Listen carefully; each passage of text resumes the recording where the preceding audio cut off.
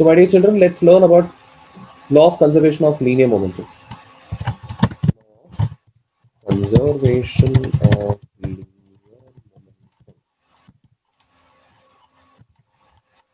और जैसे कि मैं बता रहा था आपको, law of conservation of energy आप लोगों ने सीखा है, उसमें एक ही सिंपल सा फंडा बोलते हैं, वो लोग बोलते हैं कि टोटल एनर्जी जो होती है वो हमेशा कांस्टेंट होती है। Law of conservation of linear momentum में भी ऐसे ही होता है, टोटल मोमेंटम हमेशा कांस्टेंट होता है, लेकिन एक छोटे से कंडीशन में ही वो टोटल मोमेंटम कांस्टेंट हो सकता है। वो कंडीशन क्या है मैं आपको बताता हूँ। कंडीशन सिंपल सा है कि भाई आपको फोर्स अप्लाई नहीं करना, क्योंकि न्यूटन के सेकंड लॉ में क्लियरली बोला है कि अगर आपने फोर्स अप्लाई किया तो मोमेंटम चेंज होगा। That means law of conservation of momentum में अगर आप चाहते हो कि मोमेंटम चेंज ना हो, मतलब आपको फोर्स अप्लाई नहीं करना चाहिए। That is the only condition in this law.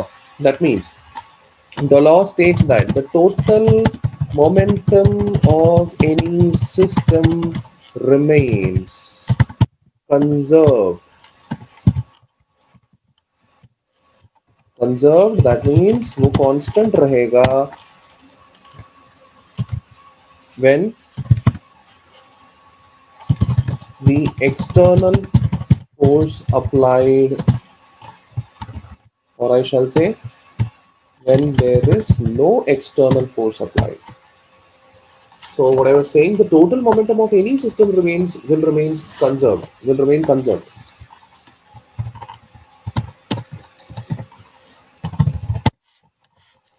या फिर कांस्टेंट रहेगा। सो इन शॉर्ट इसका बॉटम लाइन ये है कि भाई जो मोमेंटम है, momentum will be constant, or I'll say momentum of any system will be constant provided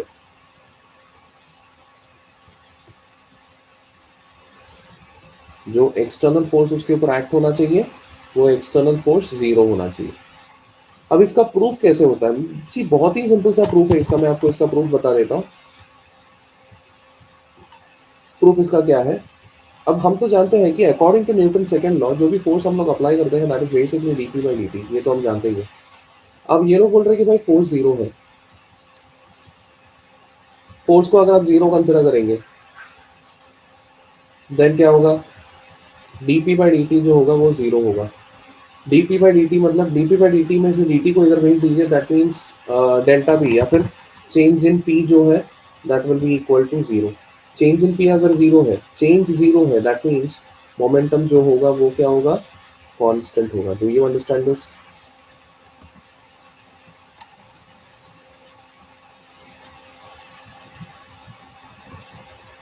momentum का एक्सप्रेशन तो आप जानते हो, mass into velocity, that means mass into velocity of any system will remain constant.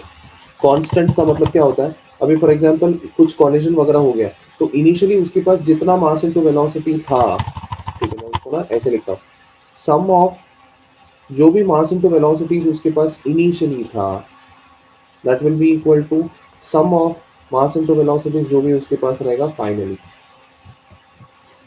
तो या तो मैं इसको change in P is equal to zero बोल सकता हूँ, नहीं तो P is equal to constant बोल सकता हूँ, नहीं तो initial momentum is equal to final momentum ऐसे भी बोल सकता हूँ। इसी चीज को मैं ऐसे भी बुला सकता हूँ, P I is equal to P F. तो सारे के सारे फॉर्मेट्स करेक्ट रहेंगे। So this is the basic understanding of law of conservation of momentum. Am I clear my dear children? Yes, sir. Wonderful, please note it down. Let's discuss about the applications of law of conservation of momentum. अभी चलो एक simple सा application मैं आपके सामने present करता हूँ, that is just a moment.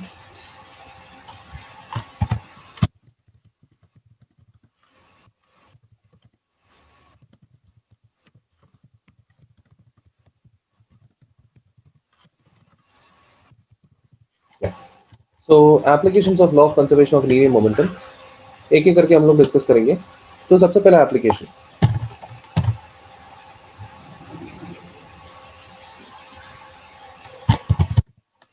To find the recoil velocity of a gun after firing a bullet bullets. So recoil velocity कैसे फाइंड करेंगे? सी बेसिकली क्या होता है ये कैसे फाइंड करेंगे मैं आपको बताता हूँ। सी सिंपल सा फंडा है यार। अभी मान लीजिए आपके सामने एक गन है, प्रिसाइसली स्पीकिंग आपके हाथ में एक गन है, ओके। ये गन के अंदर हाल फिलहाल एक बुलेट है। ये गन जब तक आपके हाथ में है, जब तक आपने ट्रिगर पुल नहीं किया, तब तक इसका वेलोसिटी जीरो है। वेलोसिटी किसका? यू जी, मतलब इनिशियल वेलोसिटी ऑफ गन भी जीरो है, and U B, initial velocity of bullet भी जीरो है, दोनों जीरो है, क्योंकि अब तक आपने ट्रिगर पुल नहीं किया। जिस मोमेंट में आप ट्रिगर ट्रिगर पुल करेंगे, इसके अंदर कुछ ना कुछ तो ऑपरेशन होता है, कुछ ना कुछ तो मैकेनिज्म होता है, बुलेट को है ना बाहर की तरफ बहुत ज्यादा स्पीड से धकेला जाता है। सो बेसिकली बुलेट जो है इसमें से, गन में से निकलता है। ये रहा, बुलेट ट्रैवल कर रही है आगे की तरफ with some velocity, velocity of bullet. अब आपने शायद ऑब्जर्व किया होगा मूवीज में नॉन, बुलेट को जब फायर करते हैं तो दोनों हाथों से पकड़ने की कोशिश करते हैं जो शूट करता है वो, okay, except for south Indian movies. Okay, don't don't think about south Indian movies. South Indian movies में तो यार वो लोग पैर से भी गन चला देंगे एंड कुछ होता ही नहीं उनको। वो अलग बात है, वो यार अलग लेवल पे है, ओके। तो I am not speaking about such kind of exaggeration, you know. Realistic movies में हमेशा दोनों हाथों से बंदूक चलाते हैं, एंड बंदूक चलाने के बाद बंदूक जो है ना वो पीछे की तरफ उठते हुए आपको दिखाई देगा। Why is this happening? Okay, this is happening because what happens, you know, जब भी ये गन जो है ना बुलेट को बहुत ज्यादा वेलोसिटी से, सी जीरो वेलोसिटी से उसको इतना ज्यादा वेलोसिटी दिया, मतलब गन ने उसको कुछ तो मोमेंटम दिया, कुछ तो फोर्स दिया। According to Newton third law, gun ने बुलेट को जो भी फोर्स दिया वो सेम फोर्स गन को रिटर्न भी एक्सपीरियंस होगा, जिस वजह से गन भी रिटर्न कुछ तो भी वेलोसिटी से पीछे की तरफ आने की कोशिश करती है। हमने अगर दोनों हाथों से ढंग से पकड़ा तो हाथ में फिर भी थोड़ा सा झटका लगे, हाथ में स्टेबल रहेगा। हमने उसको अगर ढंग से नहीं पकड़ा तो वो झटका ज्यादा लग सकता है हमारे हाथों के जॉइंट पर, या कहीं ना कहीं पे वो थोड़ा इफेक्ट गिरा सकता है। So that is the reason why we hold the gun properly. Anyway, the whole point is what I am trying to say, कि जिस चीज को हम लोग रिकॉइल वेलोसिटी बोलते हैं, रिकॉइल, रिकॉइल मतलब रिटर्न जो आ रही है गन, मतलब बुलेट को आगे भेजने की वजह से गन को जो रिटर्न आने का वेलोसिटी मिला, उस वेलोसिटी को हम लोग बोलते हैं recoil velocity. So this is the recoil velocity. I believe I am clear. अब हम यहाँ पर फाइंड करने की कोशिश कर रहे हैं रिकॉइल वेलोसिटी का वेलोसिटी वैल्यू कितना होगा। वे कैसे फाइंड करेंगे? According to law of conservation of momentum, okay, according to the law of conservation of momentum, ये शॉर्ट फॉर्म में यूज करने वाला हूं इसके लिए, law of conservation of momentum के लिए। So according to the law of conservation of momentum हम तो जानते हैं कि भाई initial momentum will be equal to final momentum, okay. अब इनिशियल मोमेंटम कितना है भाई? Mass into, like mass of gun multiplied by initial velocity of gun plus mass of bullet multiplied by initial velocity of bullet is equal to final क्या रहेगा? Mass of gun multiplied by final velocity of gun plus mass of bullet multiplied by final velocity of bullet. So यहाँ पर क्या हो रहा है, UG और UV zero होने की वजह से ये पूरी तरह से जीरो हो जाएगा। तो आपका फाइनल एक्सप्रेशन हो जाएगा M G V G plus M B V P is equal to zero. तो किसी ने अगर पूछा how much is recoil velocity of gun, so V G का एक्सप्रेशन बन जाएगा, इसको उस तरफ भेज देते हैं, minus M B V B, ये एम जी को नीचे की तरफ भेज देता हूँ upon M G. This will be the expression for recoil velocity of gun. So अगर आपको रिकॉइल वेलोसिटी ऑफ गन आपको पता करना होगा तो आपको पता होना चाहिए मास ऑफ बुलेट कितना है, आपको पता होना चाहिए मास ऑफ गन कितना होता है, और आपको पता होना चाहिए वेलोसिटी ऑफ बुलेट कितना होता है। एंड ये नेगेटिव साइन ये इंडिकेट करता है कि वेलोसिटी ऑफ बुलेट जिस डायरेक्शन पे जा रही है उसके एग्जैक्टली ऑपोजिट डायरेक्शन पे गन जाने वाली है। Am I clear? Yes, sir. Okay, please note it down.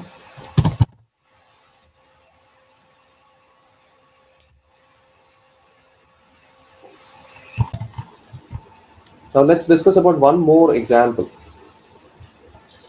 मतलब सेकंड एप्लीकेशन देखते हैं ये इसका फाइंड करने का, मतलब लॉ ऑफ कंजर्वेशन मोमेंटम को यूज करने का।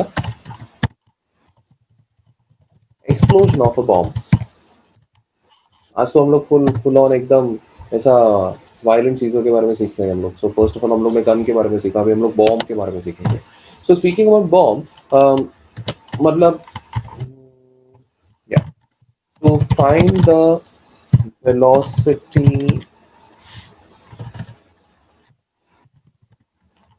After explosion of a bomb. देखते हैं कैसे फाइंड करना है इसको. First of all let us consider a bomb. Here is the bomb. Okay. So अभी तक ये फूटा नहीं है. मान लीजिए कि ये वंस एक्सप्लोड हो जाएगा, बहुत सारे पीसेस में टूटने वाला है. मैं अज्यूम करता हूँ कि ये सिर्फ 3 पीसेस में टूट रहा हूँ हाल फिलहाल के लिए, just for the sake of simplicity. अभी हम लोग को चीजें अच्छे से सीखने के लिए, उसकी सिंप्लिसिटी के लिए मैं बता रहा हूँ.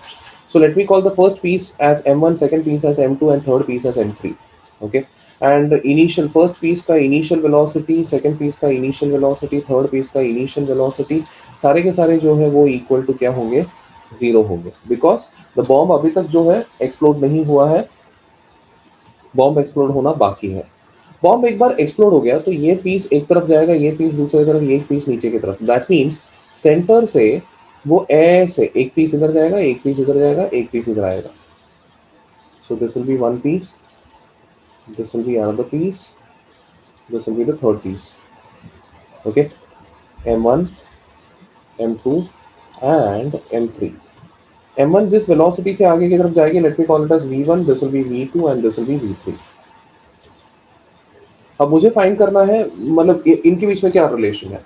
वही same story according to law of conservation of momentum.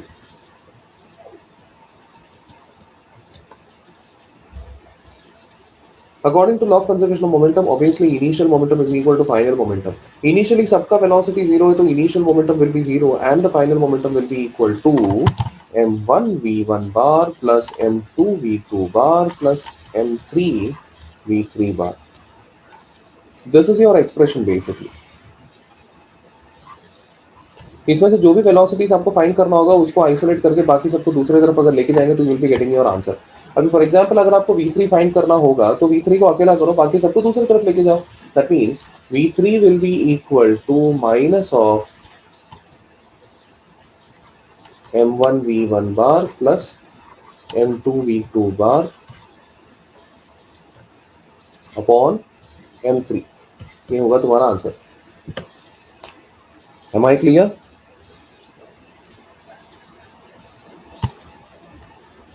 Yes. Please note it down.